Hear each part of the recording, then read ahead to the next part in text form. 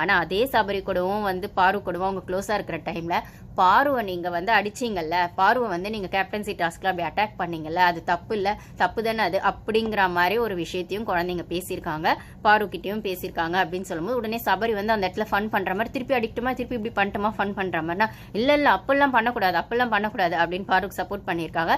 அப்புறம் சபரியை ஜெயிலில் போடுங்க அப்படிங்கிற மாதிரிலாம் கூட பேசியிருக்காங்க. அது மட்டும் இல்லாமல் இன்னொன்று திவ்யாவை கேட்டதை நீங்கள் பார்த்துருப்பீங்க. திவ்யாவை கேட்டது கூட பெருசாக காட்டலன்னு நினைக்கிறேன். ஒன்னாரில் திவ்யா வந்து இந்த வீட்டில் உங்களுக்கு யாரை பிடிக்கும் அப்படின்னு கேட்கும்போது இந்த அரோரா சொல்லியிருக்காங்க போல. அதுக்கப்புறம் எல்லாரையும் பிடிக்கும்னு சொல்லு, என்ன பிடிக்காத அப்படின்னு திவ்யா கேட்டோன்னே நீங்கள் தான் எங்கள் அம்மா கூட சண்டை போட்டிங்களே அப்படின்ட்டாங்க. அப்படிங்கிற மாதிரியும் வந்திருக்கு. ஸோ திவ்யா பல்ப் வாங்கியிருக்காங்க, சபரி பல்ப் வாங்கியிருக்கான், பாரு ரொம்ப பிடிச்சிருக்கு அப்படின்னு சொல்கிற பட்சத்தில் குழந்தைங்க மனசில் வந்து எந்த ஒரு இதுவுமே இருக்காது, கள்ளங்கபடம் இல்லாத மனசு அப்படின்னு சொல்லும்போது நீங்கள் பிரஜனுக்கு வேணா ஸ்கிரிப்டை கொடுத்து இது போய் அப்படியே ஒப்பிங்கன்னு சொல்லியிருக்கலாம். அவர் இன்டர்வியூவில் வெளில பேசுறதுக்கும் உள்ள நடந்துக்கிறதுக்கும் நிறைய முரண்பாடுகள் இருந்தது.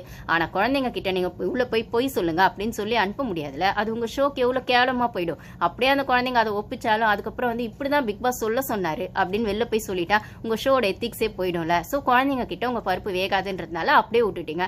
அந்த குழந்தைங்க இருக்கிற மாதிரி சொல்லி பாரு ஏன் இப்படி பண்ணீங்கன்னு சபரி கிட்ட கேட்டதோ, திவ்யாவை சண்டை போட்டீங்கன்னு கேட்டதும், அதுக்கப்புறம் வந்துட்டு இந்த ஷோவில் பாரு எங்களுக்கு பிடிக்கும்னு சொன்னதும், ஸோ உள்ள இருக்க யாருக்குமே பிடிக்காத பாரு வெளிலேருந்து வர ஆடியன்ஸ் பெர்ஸ்பெக்டிவ்ல பிடிக்குதுன்னா, குழந்தைங்க வரைக்கும் பிடிக்குதுன்னா, இல்லை பாரு அந்த வீட்டில் யார் எவ்வளோ டார்ச்சர் பண்ணியிருக்காங்க அப்படிங்கிறது பிடிக்குது அப்படின்னு சொல்லும் போது, ஐ மீன் அதை பண்ணியிருக்காங்கன்னு அதை பார்த்துட்டு இந்த கேமில் பாரு இந்த அளவுக்கு ஸ்ட்ராங்காக விளையாடுறாங்க, அவங்களோட கட்ஸ் எங்களுக்கு பிடிக்குதுன்ற அளவுக்கு அவங்க மைண்ட் செட்டில் அந்த குழந்தைங்களுக்கு நான் மிஞ்சி போனால் ஒரு 5-6 வயசு இருக்குமா, அதுங்களுக்கு புரிஞ்சிருக்குன்னா இதை வெளியிலேருந்து பார்க்குற எவ்வளோ பெரிய அடல்ட்ஸுக்கு இது புரியவே இல்லை. ஒரு டாக்ஸிக் சீசனுக்குள்ளே இருக்கா, ஒரு டார்ச்சர் அனுபவிச்சுட்டு இருக்கா. இந்த சபரிமலை ஆளுங்கெல்லாம் டைட்டில் வின்னர் ஆகணும்னு சொல்லிட்டு இருக்க கூட்டத்துக்கு அவன் இன்னி வரைக்கும் அதை ரியலைஸ் பண்ணவே இல்லை. அவன் ரியலைஸ் பண்ணலைங்கிறதுக்கான ஒரே சாட்சி அவன் திருப்பி பார்வை நாமினேட் பண்ணுறது தான். அந்த செல்ஃப் ரியலைசேஷனுக்குள்ளேயே போலானவனா இந்த இவர் கேட்பாரு, யார் இந்த ஹோஸ்ட், குற்ற உணர்ச்சி இருக்கா பாருக்குன்னு ஒன்றும் இல்லாத அங்கே 10 பைசாக்கு பெறாத அந்த மைக் விஷயத்தில் குற்ற உணர்ச்சி இருக்கான்னு சொல்லி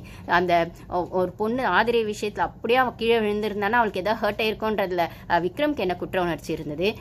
சபரிக்கு குறும்படமே போட்டு காமிச்சு அவங்களுக்கு உள்ள இப்பயாச்சும் மனசாட்சி உறுத்துதான்னு கேட்டப்போ அப்போலேருந்து இப்போ வரைக்கும் உறுத்தாத சபரிக்கு என்ன குற்ற உணர்ச்சி இருந்தது, விக்ரம்க்கு என்ன குற்ற உணர்ச்சி இருந்தது அப்படின்னு சொன்னா உங்களுக்கு குற்ற உணர்ச்சி இருக்குதோ இல்லையோ, ஆனால் இந்த குழந்தைங்க வந்து கேட்கும்போது கொஞ்சமாவது சுருக்குன்னு இருந்திருக்கணும்ல. நீங்க வந்து நல்ல வளர்ப்பா இருக்க பட்சத்துல சபரி ஆகட்டும் விக்ரம் ஆகட்டும் கொஞ்சமாவது உங்களுக்கு சுருக்குன்னு இருந்திருக்கணும்ல. உங்க அக்கா தங்கச்சிங்க கிட்ட அப்படி பண்ணுவீங்களா, இல்லைன்னா உங்க வீட்டு பொண்ணுங்க கிட்ட அப்படி பண்ணுவீங்களான்னு சொல்லும் போது ஒரு கேம் ஷோக்காக என்ன வேணா பண்ணலாம், அது சொல்லிட்டு அது கேம்குள்ளதான் அப்படின்னும் போது இதே கணி